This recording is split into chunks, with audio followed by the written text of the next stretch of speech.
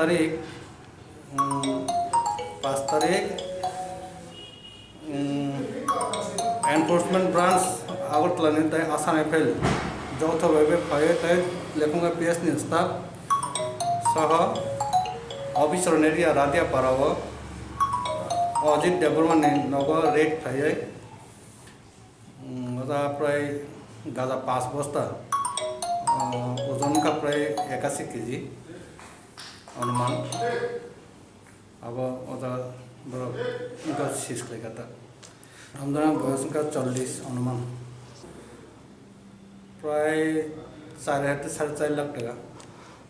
और तिनी स्वेटर तिनी कोटो फरवर्ड खाई 20 B close to 25 NDPS Act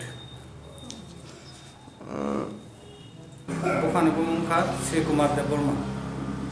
আর মুখে আছে শতবন্ধ বর্মা লেখুঙ্গা পিএস একটা গুপ্ত সূচনায় একটা ইনফরমেশন পাওয়া যায় যে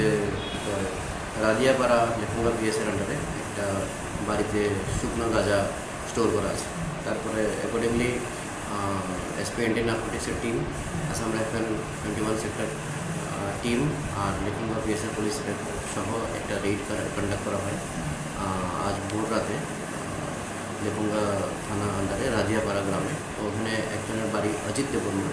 বাবার নাম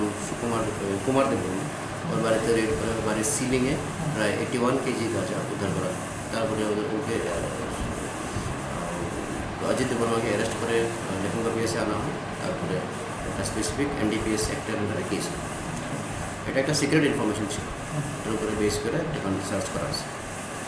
ভোর করার সময় দরব আছে ভোর কালকে রাতের মধ্যরাতের থেকে আজকে ভোরবেলার মাঝখানে 2-3টার দিকে